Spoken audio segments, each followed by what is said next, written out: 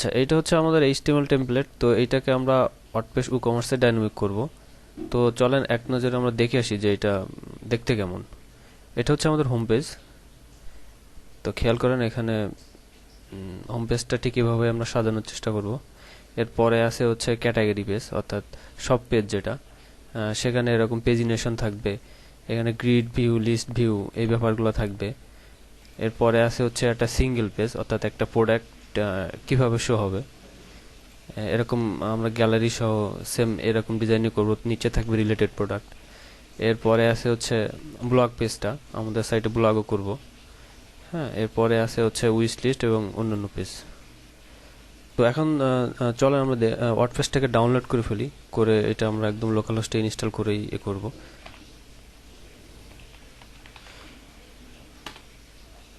তো এটা ওয়ার্ডপ্রেস ডাউনলোডের যে লিঙ্কটা সেটা হচ্ছে wordpress.org/download।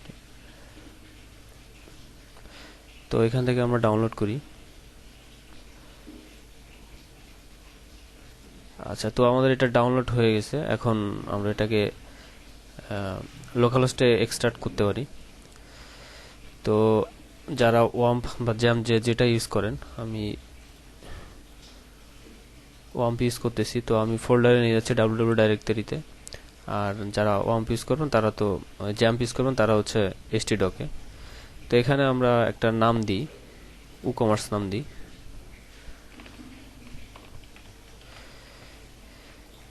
তো এইখানে আমরা ওয়ার্ডপ্রেসটাকে এক্সট্রাক্ট করি।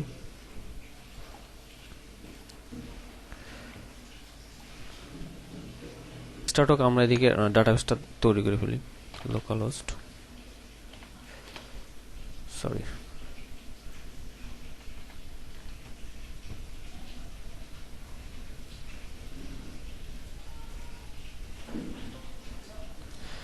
তো আমাদের টেমপ্লেটটার নাম হচ্ছে ফ্লিপমার্ট।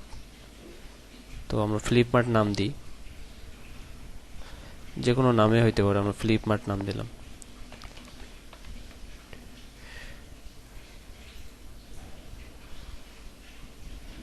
বলেন আমরা ওয়ার্ডপ্রেসটা এক্সট্রাক্ট হয়ে গেছে, আমরা এখানে এটাকে এখন সেট আপ দিই।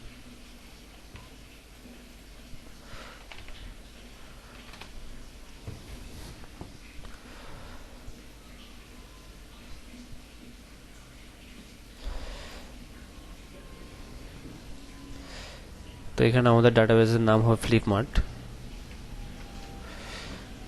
লোকাল হোস্ট বলে ইউজার নেম সবসময় রুট, পাসওয়ার্ড ব্ল্যাঙ্ক থাকতে হবে। আর টেবিল প্রিফিক্সটা আমরা চেঞ্জ করতে পারি,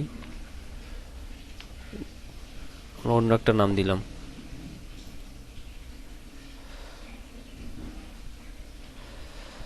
তো সাইটের নাম আমরা ফ্লিপমার্ট দিলাম, ইউজার নেম অ্যাডমিন থাক, পাসওয়ার্ড একটা দিলাম আমরা।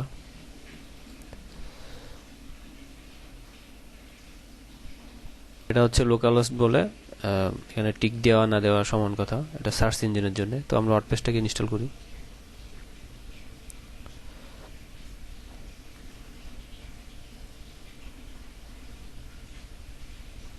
তারপরে আমরা এটা লগ ইন করি।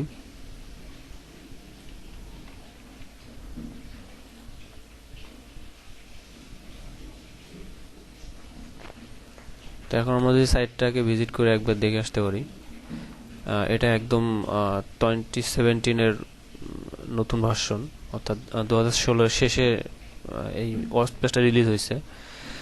তো এখন আমরা এটাতেই আমাদের থিমটাকে, এইচটিএমএল টেমপ্লেটটাকে রেখে আমরা থিম ডেভেলপমেন্ট করব। তো এজন্য আমাদের কমার্স ফোল্ডারের মধ্যে গেলাম, wp কন্টেন্ট থিম। এখানে আমাদের একটা নাম দিতে পারি, আমরা ফ্লিপমার্টই নাম দিই। থিমের নাম আমাদের ফ্লিপমার্ট দিলাম। তো সেখানে আমাদের পুরা ফাইলগুলোকে নিয়ে যাওয়া দরকার। আচ্ছা, আমরা জাস্ট পুরাটা নিই, পরে দরকার হলে আমরা বাদ দিয়ে দেবো।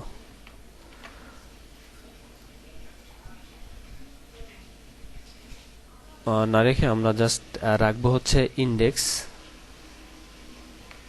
আর অ্যাসেস্টের মধ্যে আমাদের সব ফাইলগুলো, ওইগুলো আমরা রাখতে পারি। দরকার হলে আমরা পরে আবার নিয়ে আসবো। ওকে, তো একটা এই ওয়ার্ডপ্রেস থিম ডেভেলপমেন্টের জন্য ফার্স্ট যে আপনার দুইটা ফাইল রিকোয়ারমেন্ট দরকার হয়, একটা হচ্ছে style.css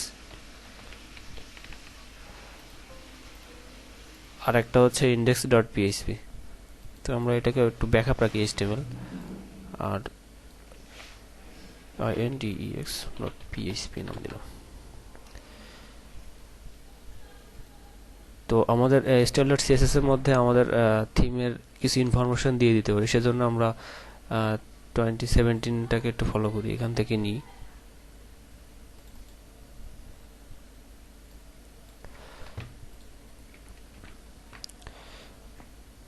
তো এখান থেকে আমরা রাখবো হচ্ছে জাস্ট এটার নাম দিলাম ফ্লিপমার্ট।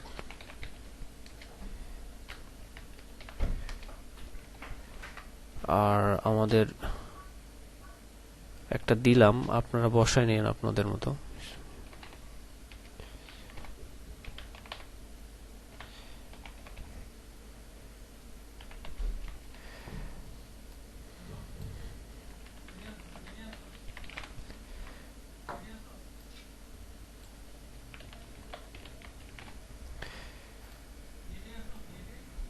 এখানে একটা ডিসক্রিপশন দিন আপনারা,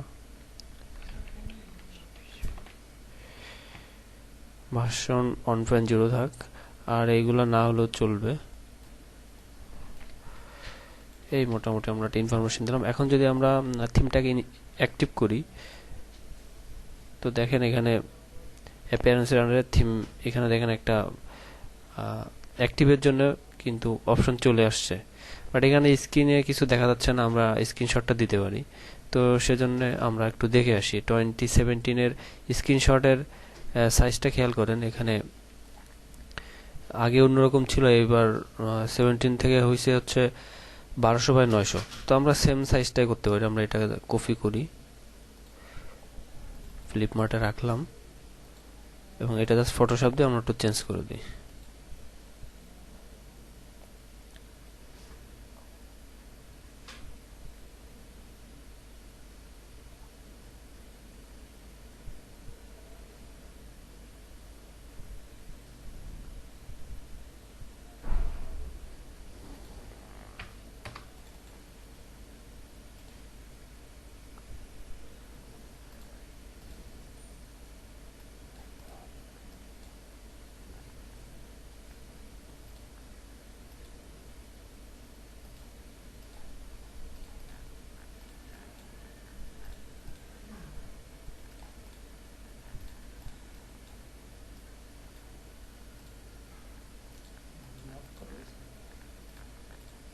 না, এখানে হচ্ছে ইমেজ মোড থাকে, এটা 8 GB করে নিতে হয়, না তো ওটার উপরে যাবে না।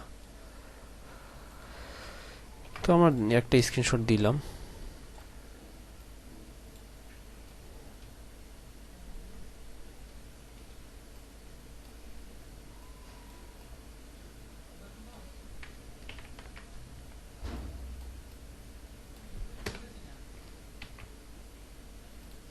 এবং এটা অবশ্যই পিএনজি ফরম্যাটে হইতে হবে। তো ওটার উপর আমরা জাস্ট রিপ্লেস করলাম, আমরা যেহেতু কপি করে নিয়ে আসছি। এখন যদি এটা রিলোড দেন, খেয়াল করেন ওই স্ক্রিন, আচ্ছা ওটা সেভ হয় না এনি হাউ, আমরা আবার ট্রাই করি।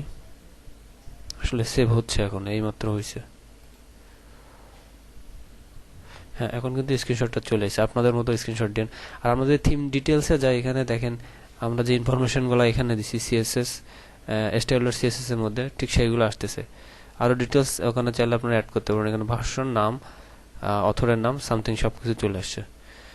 তো এখন আমরা যদি সাইটটাকে অ্যাক্টিভ করার পরে ভিজিট করি, পুরাটা এলোমেলো দেখতে পারবো, কারণ হচ্ছে আমাদের সিএসএস এবং জেএস ফাইলগুলো কোনোটাই কিন্তু ডাইনামিক্যালি কল করা নাই, জাস্ট পিএইচপির মধ্যে আমরা রাখছি সব কোডগুলা, বাট আমরা এটা কিন্তু এখন ডাইনামিক করে নিই। তো সেই কাজটা আমরা ফার্স্ট করে ফেলি। খেয়াল করেন আমাদের সব ফাইলগুলা সিএসএস জেএস যত ফাইল আছে সব কিন্তু এসএস নামে একটা ফোল্ডার আছে, এখানে এসএস নামে ফোল্ডারের মধ্যেই কিন্তু আপনার সবকিছুই আছে। সুতরাং আমরা যদি এসএস ফোল্ডারের আগে আমরা ডাইনামিক্যালি ফাংশনটা দিতে পারি, অর্থাৎ গেট টেমপ্লেট ডাইরেক্টরি ইউআরআই, এই ফাংশনটা দিয়ে কল করা দেয়, তাহলে সবকিছু কিন্তু পেয়ে যাবে। তো আমরা সেজন্য পিএইচপি শুরু করি।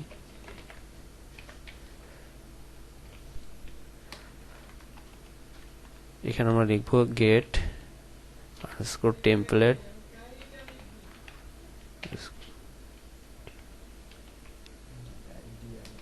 DIRE directory underscore URI। এটা অবশ্যই ইকো হইতে হবে, URO হয়ে গেছে।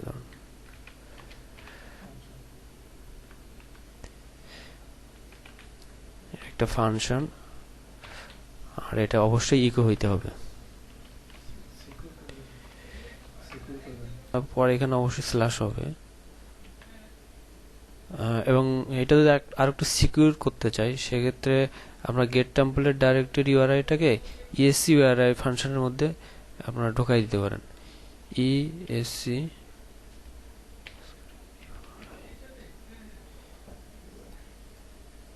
URL ফাংশনের মধ্যে আমরা ঠিক এটাকে রেখে দিলাম, ঠিক আছে। আর এটা হচ্ছে আমরা এখন কি করব, বারবার আমরা সব জায়গায় না দিয়ে আমরা একবারে রিপ্লেস করব। তো এটাকে কাট করলাম, আগের অবস্থায় আসলাম এবং এটাকে আমরা রিপ্লেস করি। কন্ট্রোল F দিয়ে সার্চ এখানে দিলাম হচ্ছে অ্যাসিস্টের আগে এটা দিলাম, দিয়ে রিপ্লেস অল করে দিলাম। অর্থাৎ কি হলো, আমাদের যত CSS JS ফাইল আছে উপরে এবং নিচে, যত ইমেজ আছে সব কিন্তু অ্যাসেস ফোল্ডারের মধ্যে। খেয়াল করেন এখানে যে ইমেজটা, এটা কিন্তু অ্যাসেস ফোল্ডারের মধ্যে, এবং সেটা কিন্তু আমরা এই ফাংশনের দিয়ে ডাইনামিক্যালি কল করতে পারলাম। নিচে JS আছে সবগুলো হয়ে গেল। এখন যদি আমরা সাইটটাকে রিলোড দেই, তো দেখেন সবকিছু পেয়ে গেছে, স্লাইড কাজ করতেছে এবং এখানে JS গুলো ঠিকভাবে পাইছে।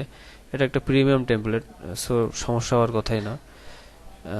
তো এটা হচ্ছে আমাদের কিন্তু রাইট ওয়ে না, বা এটা হচ্ছে এখন আমরা সবকিছু জাস্ট দেখার জন্য করলাম। আমাদের গেট টেমপ্লেট ডাইরেক্টরি URI দিয়ে আমরা জাস্ট দেখে নিলাম আমাদের টেমপ্লেটটা করার পরে কাজ করতেছে কিনা। তো আসলে আমাদের এটা বেটার ওয়ে না। আমাদের বেটার ওয়েটা হচ্ছে এই JS ফাইলগুলা এবং CSS ফাইলগুলা ফাংশন থেকে কল করা। অর্থাৎ আমরা যদি 2017 থিমে ফলো করি, দেখতে পাবো যে 2017 এর মধ্যে সবকিছু কিন্তু ফাংশন ফাইল থেকে ডাইনামিক্যালি এই CSS JS গুলা কল করা হয়েছে। তো আমরা সেটা পরবর্তী টিউটোরিয়ালে দেখব। এই টিউটোরিয়ালটা পর্যন্তই।